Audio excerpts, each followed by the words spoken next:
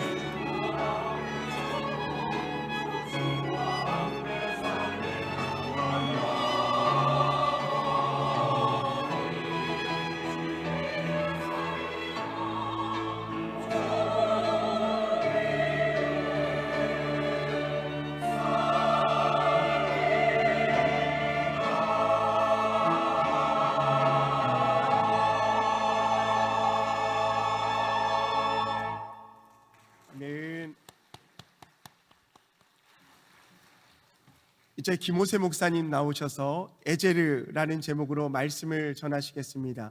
큰 은혜 받으시기 바랍니다.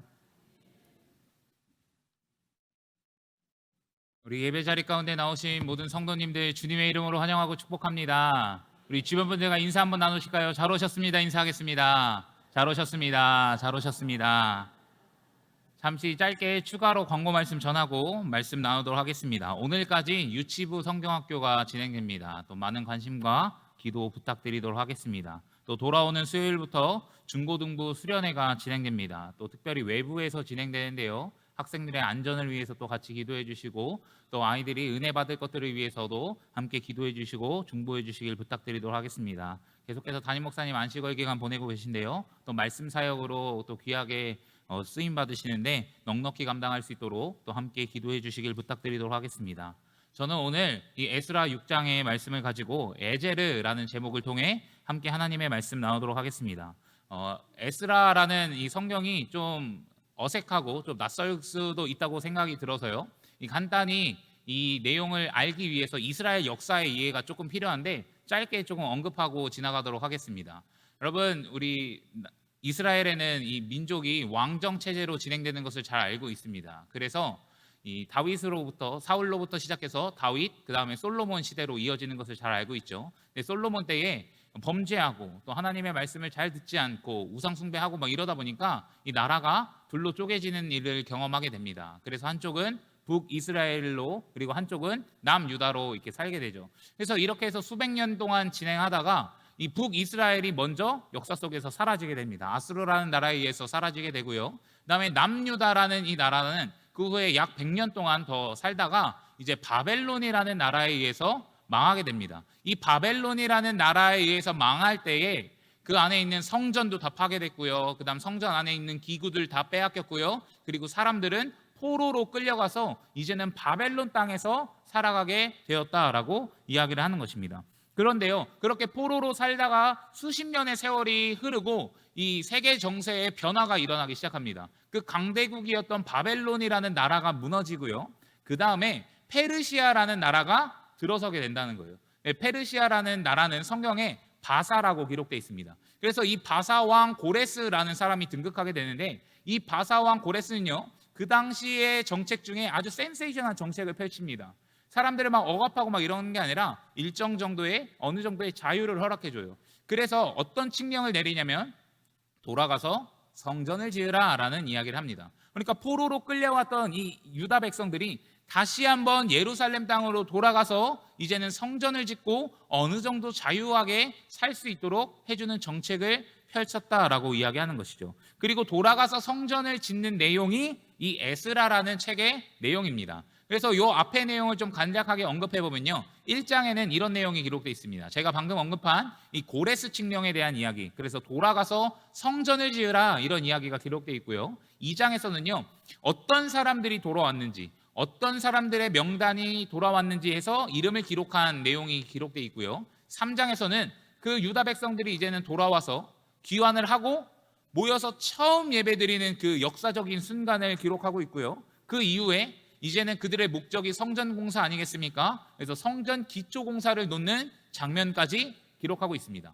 근데 4장에는요, 이 기초를 잘 놓았는데 사마리아 사람들이 이 건축을 방해하기 시작하는 거예요. 그래서 막 뇌물을 먹이고 막 이렇게 하면서 이 모든 공사가 중단되게 만들었다라고 이야기하는 것입니다.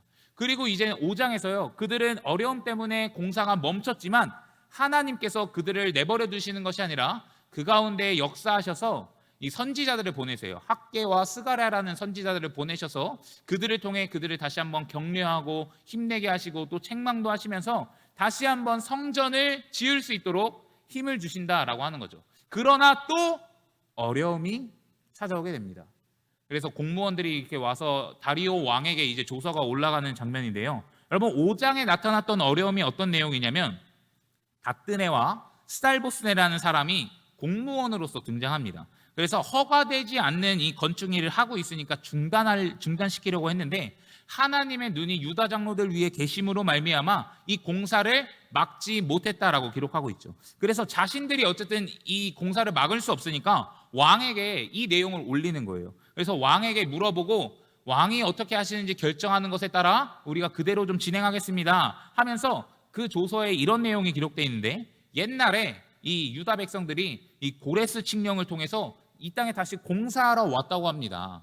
그런데 중단되었다가 이제 다시 시작한다고 하는데, 이 말이 사실인지 거짓인지 확인 좀 해주십시오. 이 사람들이 거짓말을 하는 것이냐 아니면 진짜 참된 말을 하는 것이냐 확인 좀 해주고 어떻게 조치를 취해야 될지 왕에게 물어보고 있다는 것입니다.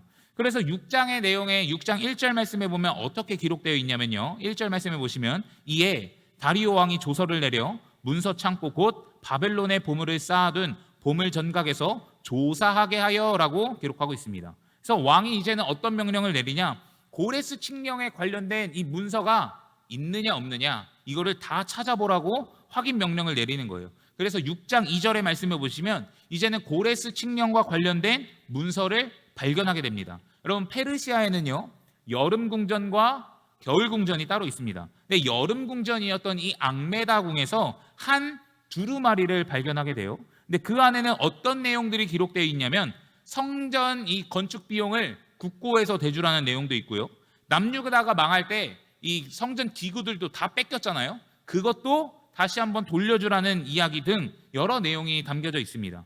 그래서 이제는 이 문서를 발견함으로 말미암아 이 유다 백성들이 지금 거짓말하고 있는 것이 아니구나, 진짜 고레스의 명령에 의해서 이 땅에 돌아왔고 다시 한번 성전 건축을 시작하고 있는 거구나라고 이야기하면서 다시 이제 다리오 왕이 다시 한번 명령을 내리기 시작합니다. 어떤 명령을 내리기 시작하면요, 6절 말씀을 세번역 성경으로 보시면 이제는 그 공무원들, 페르시아 공무원들 이 성전 건축하는 일에 접근하지 못하도록, 그러니까 방해하지 말고 잘 할 수 있도록 또 도와주라고 이야기하고요, 7절 말씀을 보시면 성전 짓는 일을 막지 말고 옛 터에 지으라고 이야기합니다. 또한 8절 말씀 보시면 심지어 다리오가 그들에게 성전 짓는 그 모든 것을 유다 원로들을 도와주라고 이야기하고 있고요, 그리고 그 성전 비용은요 다시 한번 세금에서 각출해서 낼 수 있도록 지원한다고 합니다. 그러니 이제는 공사가 중단되지 않도록, 이 공사가 멈추지 않도록 모든 전폭적인 지원을 다 해주고 있는 거예요. 그리고 9절 말씀에도 또 보시면요, 그들이 하나님께 번제하는 데 필요한 모든 것들, 그러니까 소나 양이나 이런 모든 것들을 지금 다 공급해 주라고 이야기하고 있습니다. 여러분, 지금 유다 백성들의 상황이 어떤 모습입니까? 어려움이 찾아왔어요. 또 한 번 공사가 멈출 뻔했는데 이제 고레스 칙령에 관련된 문서를 찾고 또 다리오 왕이 개입하니까 갑자기 모든 게 일사천리로 풀리기 시작한다는 거예요. 그래서 11절 말씀에는 무서운 말씀을 이야기하는데 이 칙령을 고치는 자에 대해서 이야기합니다. 쉽게 말해서 다리오가 한 말을 안 듣고 아니면 조금 고치고 그대로 행하지 않으면 어떻게 하겠다고 이야기하는 거죠? 죽이겠다, 이런 말을, 무서운 말을 하고 있는 것입니까? 그러니까 무조건 이 명령을 지켜라라고 사실 이야기하는 거죠. 그리고 이 페르시아 사람들이 어떻게 합니까? 13절 말씀에 보니까 다리오가 내리는 그 조서를요 신속히 준행하리라라고 이야기하고 있습니다. 이제는 다리오가 명령했던 대로 모든 것을 공급하고 모든 것을 지원해주면서 성전 건축할 수 있도록 도와준다는 거예요. 여러분, 이제는요 그들이 그 앞에서는 수많은 어려움과 갈등과 고난을 겪었지만 다리오가 명령한 것으로 말미암아 이제는 모든 물질을 대주고요, 모든 환경을 맞춰주고요, 이제는 성전을 지을 수 있는 최적의 조건이 완성되었다라고 이야기하는 거예요. 그러니까 이제는 성전 공사가 완벽하게 진행되는 것을 알 수 있고요, 그리고 그 결과가 무엇이냐면 14절과 15절 말씀인데요, 저희 두 절의 말씀 같이 한번 읽어보도록 하겠습니다. 시작. 유다 사람들의 장로들이 선지자 학계와 이또의 손자 스가라의 권면을 따랐으므로 성전 건축하는 일이 형통한지라. 이스라엘 하나님의 명령과 바사왕 고레스와 다리오와 아닥사스다의 조서를 따라 성전을 건축하며 일을 끝내되 다리오 왕 제6년 아달월 3일에 성전 일을 끝내니라. 아멘. 성경이 증언하는 것은 무엇이냐면요, 성전 건축하는 일이 형통하다고 이야기합니다. 형통하였다고 이야기해요. 이제는 그 형통함의 은혜로 말미암아요 성전 공사가 완벽하게 마무리되고 있습니다. 여러분, 그들의 소원과 간절한 바람은 무엇이었을까요? 그 땅으로 돌아가는 일이었고요, 다시 한번 성전을 세우는 일이었을 것입니다. 그간 수많은 고난과 어려움과 좌절의 문제가 있었지만 결국에는요, 어떻게 되냐? 성전을 짓고 성전을 완공하게 되었다라고 이야기하는 거예요. 여러분, 여러분들은 이 모든 과정 가운데 여러분들은 어떻게 생각하시고 어떻게 느끼시는지 모르겠습니다. 혹여나 이렇게 생각하실 수도 있을 것 같아요. 그냥 마지막에 운이 좋아서, 그냥 우연으로 그 조서가 발견되었으니까 결국에는 그들이 이룰 수 있었어.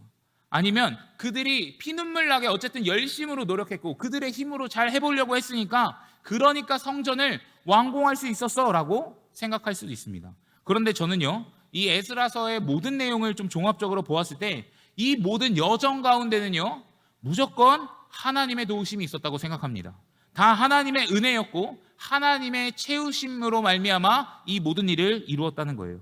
여러분, 하나님께서는요, 그 당시의 최강국인 이 페르시아의 이 다리오 왕을 사용하셔서요, 하나님의 일을 이루어 가시는 것을 우리는 확인해 볼 수 있습니다. 여러분, 하나님은요, 이 성전이 무너져 있길 원하시는 것이 아니라 성전이 회복되기를 원하시는 분이라는 거예요. 여전히 우리가 무너짐 가운데 낭망해서 좌절해서 넘어져 있는 것이 아니라 다시 한번 우리가 일어서고 세워지고 다시 한번 회복하기를 원하시는 하나님이라는 거예요. 그러니 우리의 무너짐과 그 성전의 무너짐 가운데 개입하셔서 그리고 역사하셔서 기적과 같이 성전을 재건할 수 있게 하시는 하나님의 은혜라는 것을 기억할 수 있기를 부탁드립니다. 여러분, 제가 여기서 질문 하나 드리도록 하겠습니다. 제가 오늘 설교 제목을 에제르라고 이야기했는데요, 히브리어 단어입니다. 이 히브리어 단어의 뜻은 무엇일까요? 답이 벌써 나와버렸네요. 네. 도움입니다. 도움. 에제르는 도움이라는 의미입니다. 그러면 이 에스라, 저희가 에스라라는 책을 살펴보고 있는데 이 에스라 이름의 의미는 무엇일까요? 도움입니다. 이 에스라도요, 도움이라는 의미, 하나님이 도우신다라는 의미를 가지고 있습니다. 그러면요, 이 성경 속에서 이 에스라라는 이름을 사용하고 있다는요, 굉장히 의미심장하다고 생각합니다. 왜냐하면요, 이 모든 것이 하나님의 도우심이라고 사실 이야기하고 있는 것과 같다라는 거예요. 여러분, 이스라엘 백성이 왜 망했습니까? 범죄했죠. 하나님의 말씀을 따르지 않았습니다. 그런데 그 범죄한 사람들을 포로로 끌려가고 나라를 망하게 하는 일이 그냥 너네 말 안 들으니까 에라이 죽어라, 하나님이 이런 마음으로 그들을 심판하셨을까요? 아니요. 그 포로로 끌려가게 하고 나라를 망하게 하는 것은요, 하나님의 말씀을 다시 한번 깨닫고 돌아오기를 원하니까 그들에게 심판을 내렸던 거예요. 나라가 망하고요, 그래서 성전이 무너졌다는 것입니다. 그러면요, 나라가 망했던 거 어떻게 보면 그들 입장에서는 절망과 좌절의 순간이지만요, 하나님 입장에서는요, 은혜를 베풀고 있는 순간이라고 이야기하는 거예요. 그리고 다시 한번 이 포로로 살다가 이제는 구출되어서 성전으로 다시 한번 돌아와서 예루살렘 땅으로 돌아와서 성전을 건축하는 그 모든 일도 하나님의 도우심이라고 이야기하는 거예요. 그러니까 여러분, 그 모든 과정이 하나님의 도우심입니다. 여러분, 그 먼 땅에서요, 다시 한번 돌아오려면 한 달 이상의 시간을 걸어와야 됩니다. 그런데 여러분, 그 가운데 그냥 몸만 걸어오는 것이 아니라 성전 기구들도 다 갖고 오잖아요. 그럼 강도 만나고 또 대적들 만나면 사실 뺏기고 죽이고 이렇게 십장이란 말이에요. 그런데 그 길도 안전하게 돌아올 수 있게 하시는 것, 그것도 하나님의 은혜라고 이야기하는 거예요. 그리고 다시 한번 그들이 예루살렘 땅으로 돌아와서요, 첫 예배를, 감격적인 그 첫 예배를 드리는 것도 하나님의 은혜입니다. 그리고 성전 기초를 놓는 그 모든 과정도요, 하나님의 은혜입니다. 사마리아 사람이 뇌물을 먹여서 이 공사를 중단시키지만 하나님께서는요, 그들을 다시 한번 일깨울 학계 선지자와 스가랴 선지자를 다시 한번 보내셔서 그들에게 다시 한번 힘을 주시고 격려하시고 책망하시고, 그래서 다시 한번 성전 공사를 다시 할 수 있게 하신 것도 하나님의 도우심이고 은혜인 줄 믿습니다. 그리고 다시 한번 시작했지만 또 다뜨네와 스달보스라는 사람을 통해 또 중단될 뻔했어요. 그렇지만 그 가운데서도 그를 통하여서 다시 한번 다리오 왕에게 조서가 올라가고, 그래서 고레스 칙령을 발견하고, 그래서 이제는 다시 한번 다리오 왕이 모든 전폭적인 지시와 그리고 그런 명령을 내릴 수 있는 그 모든 것도 하나님의 은혜요, 하나님의 도우심이라는 것을 여러분 꼭 기억할 수 있기를 간절히 부탁드립니다. 그러니 여러분, 이 유다 백성들이 성전을 회복하고 다시 한번 짓는 그 모든 과정은 하나님의 도우심이고 하나님의 은혜라는 것을 우리가 꼭 기억해야 한다는 거예요. 여러분, 그들에게 그러면 이 성전을 다시 한번 짓는 것은 어떤 의미였을까요? 성전을 다시 한번 건축하는 것은 여러분 어떤 의미였을까요? 아마 그냥 우리가 하는 것처럼 단순한 아파트 재건축 이런 느낌은 아닐 것입니다. 성전 건축을 통해 말하고 있는 그 회복의 메시지를 우리는 발견할 수 있어야 된다는 거예요. 여러분, 이스라엘 백성의 삶의 중심에는요, 성전이 있었습니다. 그리고 성전이 없었던 시기에는요, 성막이 존재했습니다. 그래서 이 성전과 성막을 중심으로요, 이스라엘 백성들은 그 주변 속에서 살아가면서 자신의 삶을 살아갔고요, 그리고 하나님 앞에 신앙인으로서 예배하는 자로서 하나님 앞에 신앙으로 살아갔고요, 그리고 그 성전과 성막을 중심으로 이스라엘이라는 나라와 국가, 그 공동체가 세워질 수 있었다라고 이야기하는 것입니다. 그렇다면요, 이 성전이 무너졌다는 것은 그들의 삶이 무너졌다는 거예요. 그들의 신앙과 예배가 여러분 무너졌다는 거예요. 또 하나 그들의 나라와 민족과 공동체가 여러분 무너졌다는 것을 의미하고 있습니다. 그렇다면 다시 한번 그 성전이 세워지고 다시 한번 이 땅에 돌아와서 회복을 한다는 것은 어떤 의미일까요? 다시 한번 그 무너졌던 삶이 회복되는 거예요. 무너졌던 예배가 다시 한번 일어서게 되는 것입니다. 무너졌던 그 공동체의 회복이 다시 한번 민족과 나라와 이 국가가 다시 한번 세워지게 된다는 것을 이야기하고 있는 거예요. 이 모든 것이 하나님의 은혜라는 것입니다. 그런데 여러분, 이 회복을 사람의 힘으로 할 수 있을까요? 사람의 힘으로 할 수 있을까요? 여러분, 우리는 분명히 시도해 보았을 것입니다. 여러분, 우리는 이 일들을 내 힘으로 해보려고 분명히 신앙생활하면서 내 힘으로 해보려고 노력도 해봤고요, 시도도 해봤을 거예요. 여러분, 우리 고난 중에 있는, 삶이 무너져 있는 우리 성도님들 계실 줄 압니다. 여러분, 그 가운데 나의 힘으로, 나의 능으로, 내가 생각하는 방식대로 해결하려고 했었던 우리의 모습들 분명히 있었을 거예요. 무너졌던 신앙과 예배의 영역 가운데 다시 한번 내가 말씀 읽어야지, 내가 기도해야지, 내가 큐티해야지, 예배 드려야지 하면서 다시 한번 우리의 신앙을 일으키려고 해봤을 때가 있을 것입니다. 그리고 또 한번 내가 죄를 끊어내야지, 내가 죄 이겨내야지, 말씀대로 살아야지, 도덕적으로 윤리적으로 하나님의 말씀 계명 실천하면서 살아야지, 이렇게 생각하면서 살아갈 때도 분명히 있었을 거예요. 또한 공동체를 위해서 그래 나눔해야지, 그래 헌신, 봉사, 충성해야지, 그리고 이 가정이라는 공동체, 또 교회라는 공동체 더 안에 내가 세워져야 하는데 내가 좀 더 죽어지고 내가 좀 더 낮아지고 이렇게 하려고 했던 우리의 모습과 열심들 분명히 있었을 것입니다. 그러나 여러분, 그 열심과 그 노력이 잘못됐다고 이야기하는 것은 아니지만 나의 힘과 나의 열심만으로는 회복할 수 없다는 거예요. 다시 한번 일으킬 수 없다는 것입니다.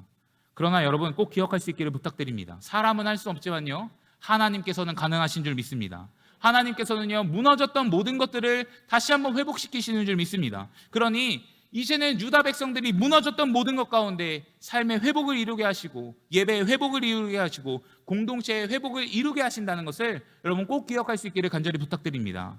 성도님들, 그러면 우리는 나 자신에게 좀 질문을 던져보았으면 좋겠습니다. 여전히 내 안에 무너진 성전은 무엇인가? 여전히 내 안에도 감춰져 있는, 여전히 무너져 있는 삶의 영역들, 이 신앙의 문제들은 무엇인가 다시 한번 돌아볼 수 있기를 간절히 부탁드립니다. 여러분, 내 안에 우리의 삶이 여전히 무너져 있을 수도 있다는 거예요. 이런저런 어려움과 고난의 문제 때문에, 풀리지 않는 이 사건들 때문에 여전히 억압당하고 고통받는 내 삶의 모습 때문에 여전히 무너져 있을 수 있다는 거예요. 또한 여러분, 우리가 교회를 수십 년 다녔지만 여전히 똑같이 넘어지는 죄의 문제들, 이 악의 문제들 때문에 여전히 우리의 삶이 자유하지 못하고 평안하지 못하며 여전히 무너져 있을 수 있다는 거예요. 말씀대로 살아가는 게 신앙인의 모습이라고 이야기하고 그리스도인의 모습이라고 이야기하지만 여전히 말씀과 반대대로 살아가는 우리의 모습이 여전히 우리 안에 남아있을 수 있다는 것입니다. 무너진 영역이라고 이야기하는 거예요. 또한 우리의 예배가 여러분 무너져 있을 수도 있습니다. 여러분, 우리 종교적으로 습관적으로 예배할 때 있지 않습니까? 그냥 형식적으로 나와서 주일이니까 앉아있을 때 있지 않습니까? 아무런 감동도 없고 아무런 감흥도 없고 그런 예배 드리고 있을 때 있지 않습니까? 또한 우리의 예배는 하나님 중심으로 예배가 드려져야 되고 하나님의 말씀이 선포되어야 되며 오직 하나님만 영광 받으시는 예배가 되어야 하는데 사람 중심으로 예배가 드려지고 있지 않는지 다시 한번 점검해 볼 필요가 있다는 거예요. 그리고 우리의 예배 가운데 정말 하나님의 임재를 누리고 그 임재에 반응하며 하나님을 경배하고 또한 말씀을 들으며 나아가는 것인데, 또한 이 예배 자리 가운데 나아올 때마다 십자가에서 나를 구원하시고 나를 자유케 하신 그 구원의 은혜에 감격하며 기쁨으로 하나님을 예배할 수 있어야 하는 것이 우리의 예배의 모습인데, 우리는 그냥 죽어있는 예배, 그냥 형식적인 예배, 뻔한 예배, 아니면 구원의 감격도 기억하지 못하며 그냥 앉아있는 예배로 여러분 드리고 있지 않습니까? 또한 교회에 나아온다고 해도 그냥 봉사하는 일, 그냥 섬기는 일, 아니면 사람 만나는 일만 하고 돌아가진 않습니까? 그 가운데 하나님은 만나지 못하고 사람만 만나고 있을 뿐이라는 것입니다. 여러분, 그런 모습은요, 죽어있는 예배입니다. 무너진 예배입니다. 우리 안에도 그런 영역이 있을 수 있다는 거예요. 또한 여러분, 무너진 이 공동체의 영역이 있을 수 있습니다. 가정의 영역이 우리 안에 무너져 있을 수 있죠. 그 안에 관계의 문제, 또 물질의 문제 등 알 수 없는 여러 가지 이유 때문에 가정이 침체되고 문제되고 깨어진 곳도 있을 것입니다. 또한 교회 공동체도 생각해 볼 수 있을 것입니다. 여러분, 교우들 안에서의 그 관계가 무너져 있을 수 있습니다. 그리고 또한 셀 모임으로 좀 간단하게 예를 들어보면요, 그 우리가 모이는 이 셀 예배가, 셀 모임이 말씀을 나누고 또 기도하고 이 영적인 모임으로 나아갈 수 있어야 되는데, 뭐 아파트값 얘기하고 주식 얘기하고 그냥 단순히 밥만 먹는 그런 식사의 모임과, 그래서 세상 모임과 다를 바가 없는 여러분 모임으로 이 진행되고 있지 않는 모습이 있나, 우리의 신앙을 다시 한번 돌아보고 점검해 볼 필요가 있다는 거예요. 사랑하는 성도님들, 여러분 무너진 영역을 다시 한번 돌아보십시오. 그리고 내 안에 무너진 영역이, 무너진 성전은 무엇인가 다시 한번 점검하십시오. 그리고 그 무너진 영역들이 발견되면요, 하나님의 도우심으로 말미암아 다시 한번 회복할 수 있는 은혜가 있기를 예수님의 이름으로 간절히 축복합니다. 여러분, 예배를 회복하십시오. 신앙생활의 기본은요, 예배입니다. 예배 안에서 우리가 하나님을 만나지 못하고 은혜를 경험하지 못하면 이 신앙생활 지속할 수 없다는 거예요. 그러니 여러분, 예배의 감격을 회복하시고 하나님 앞에 참되게 영과 진리로 예배할 수 있는 우리 모두가 되기를 간절히 소원합니다. 여러분, 삶을 회복하십시오. 여러분, 무너진 채로 방치하시면 안 됩니다. 여러분, 우리 가운데 있는 그 문제를 외면해서는 안 돼요. 내 힘으로 할 수 없다고, 너무나 크고 위대해 보인다고 그냥 그것을 외면하고 있는 것이 아니라, 꽁꽁 감춰두고 있는 것이 아니라, 이제는 그 고난과 어려움의 문제를요, 내가 할 수 없음을 인정하시고 하나님 앞에 가지고 나아갈 수 있는 저와 여러분들 되셨으면 좋겠습니다. 하나님으로 말미암아 승리하는 줄 믿습니다. 여러분, 여전히 우리 안에 죄의 문제도 있지 않습니까? 그 신앙의 문제도 동일합니다. 여러분, 예수님을 붙잡아야 죄의 문제에서 자유할 수 있습니다. 우리 안에 끊어지지 않는 죄의 문제가요, 예수님으로 말미암아 풀어질 수 있다는 거예요. 그러니 여러분, 참 자유와 참 평안을 주시는 그 예수 그리스도를 붙들면서 살아갈 수 있는 저와 여러분들 되셨으면 좋겠습니다. 여러분, 공동체를 회복하십시오. 회복에서 부흥으로 나아가는 신성교회 되기를 소원합니다. 여러분, 회복에서 부흥으로 나아가는 우리 가정들이 되기를 간절히 소원합니다. 이런저런 모습으로 깨어져 있는 그 아픔과 그 눈물 가운데 다시 한번 주님의 도우심으로 말미암아 회복할 수 있는 여러분들 되시기를 간절히 소원합니다. 여러분, 꼭 기억하십시오. 이것은요, 나의 힘으로 되지 않는다는 거예요. 우리의 힘으로 되지 않는다는 거예요. 하나님의 도우심으로 말미암아 회복하는 줄 믿습니다. 그러니 여러분, 하나님을 간구하고 하나님만을 의지하면서 여러분 승리할 수 있는 저와 여러분들의 인생이 되기를 간절히 소원합니다. 그러면 우리는 이런 질문을 던질 수 있을 것입니다. 어떻게 하면 내 삶에 하나님의 도우심이 임할 수 있을까? 어떻게 하면 그 모든 것들을, 성전 공사를 채우셨던 그 하나님이 내 삶도 도우실 수 있을까라는 질문을 던져볼 수 있습니다. 시편에 보니까 이런 말씀이 있습니다. 시편 121편 1절과 2절 말씀인데요, 두 절의 말씀 같이 한번 읽어보겠습니다. 시작. 내가 산을 향하여 눈을 들리라. 나의 도움이 어디서 올까? 나의 도움은 천지를 지으신 여호와에게서로다. 아멘. 여러분, 시편 저자는요, 나의 도움이 어디서 올까라고 물어보면서 이 산을 본다고 이야기합니다. 그런데 그냥 산을 보는 건 아니겠죠. 이 시는요, 성전에 올라가는 노래라는 제목을 가지고 있습니다. 성전에 있는 산을 이야기하고 있는 거예요. 그럼 성전에 있는 산, 어떤 산을 이야기할까요? 시온산을 이야기하고 있는 것입니다. 그렇다면요, 그 산을 본다는 것은 시온산을 바라본다는 것이고, 그 시온산에는 성전이 있기 때문에 하나님을 바라본다라는 의미로 우리는 확인해 볼 수 있습니다. 그러니 고백하는 거예요. 나의 도움이 필요할 때는 내가 산을 본다, 여호와를 본다고 고백합니다. 그러면서 이런 고백을 하죠. 나의 도움은 천지를 지으신 여호와에게서로다. 할렐루야. 여러분, 우리에게 도움은 하나님이 주시는 줄 믿습니다. 여기서 이 도움이라는 말도요, 제가 설교 제목 인용했던 것처럼 이 에제르라는 말을 사용하고 있습니다. 이 에제르는요, 도움이라고 말씀드렸는데 단순한 도움이 아니라 강한 존재의 도움을 의미하고 있습니다. 그러면요, 우리가 시편 오늘 읽은 말씀에서 생각해 보면요, 이 강한 존재는 누구를 이야기하고 있을까요? 천지를 지으신 여호와를 이야기하고 있습니다. 쉽게 말해서요, 창조주 하나님을 언급하고 있는 것입니다.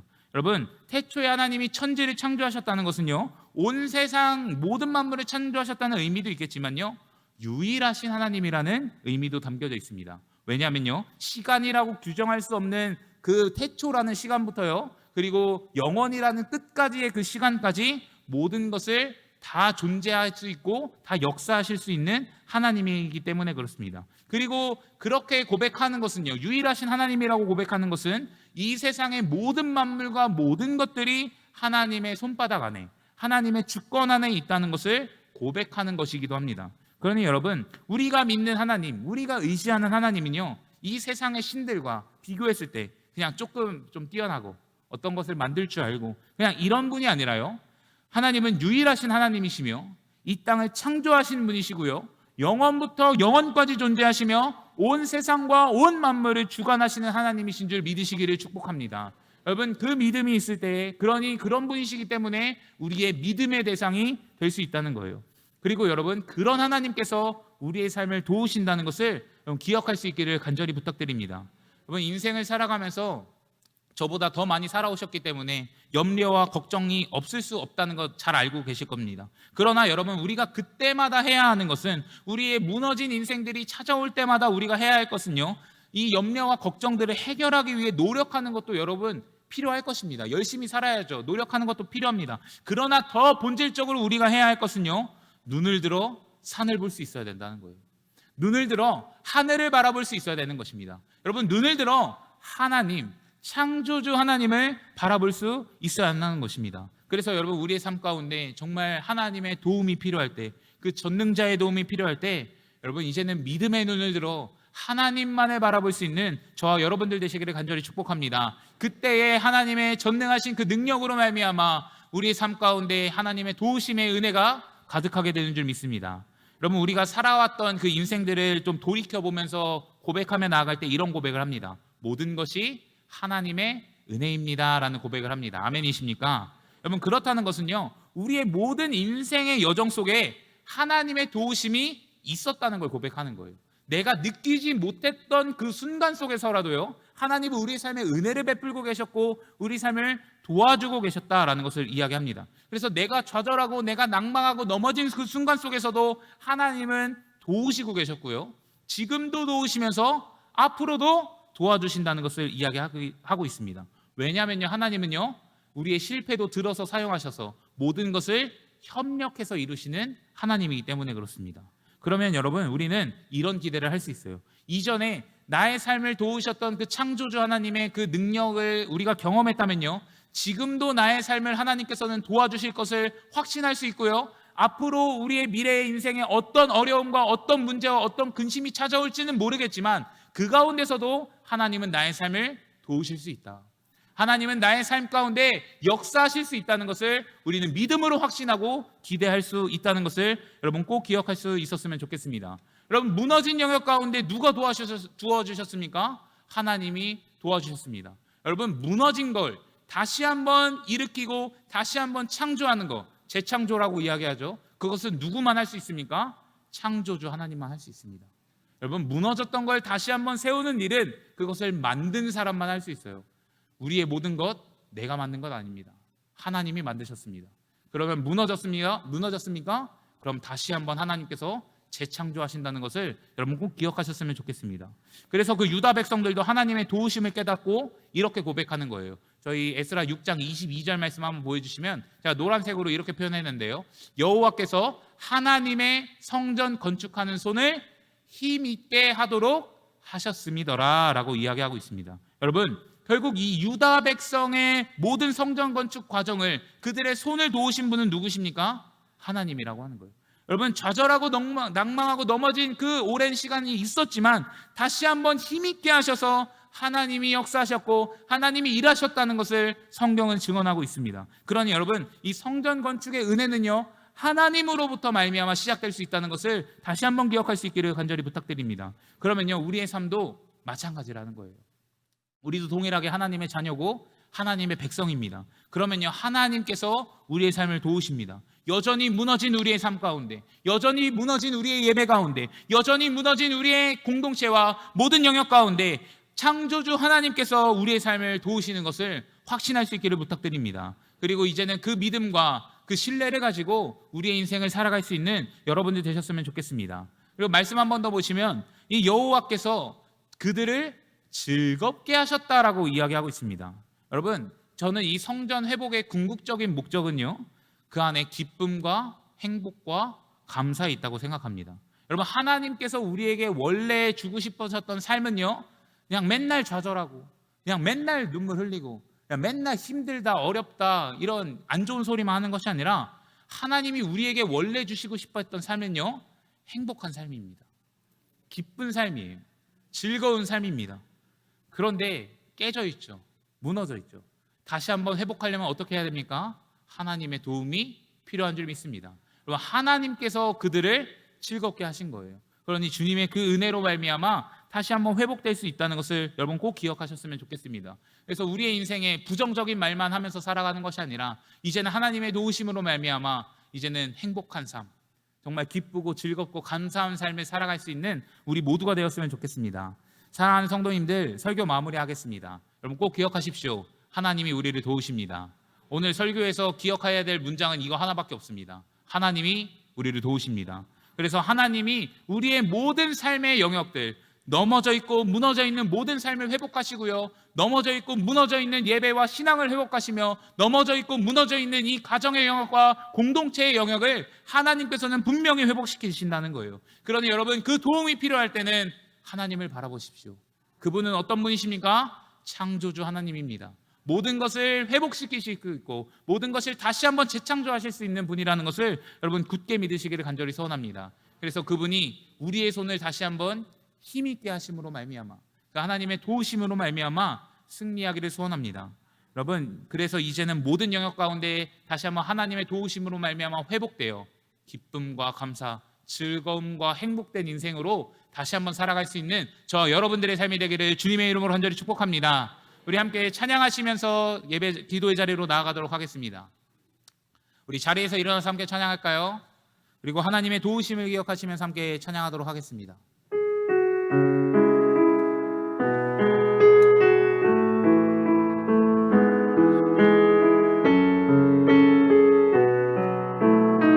하나님은 너를 지키시는, 하나님은 너를 지키시는 자, 너의 우편에 그대 되시니 낮의 해와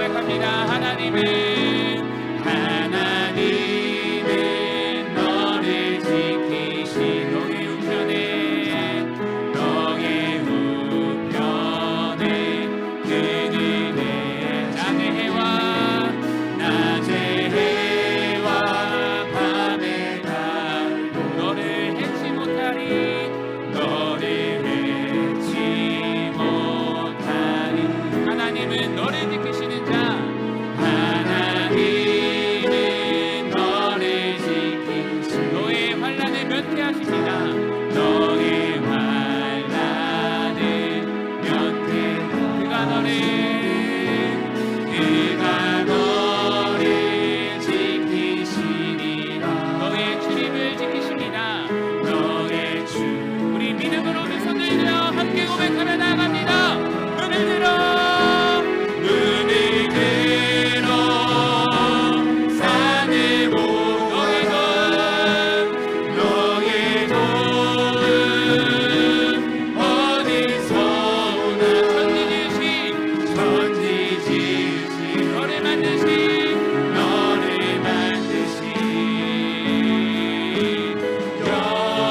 우리 하나님의 도우심을 간구하시면서 한 번 더 고백합니다. 눈을 들어 산을 보아라. 너의 도움 어디서 천지 지으신 너를 만드신 여호와께로다. 우리 무덤의 영역들이 다시 한번 회복된 것을 기대하시면서 한 번 더 눈을 들어 산을 보아라. 너의 도움 어디서 오나 천지 지으신 너를 만드신 여호와께로다.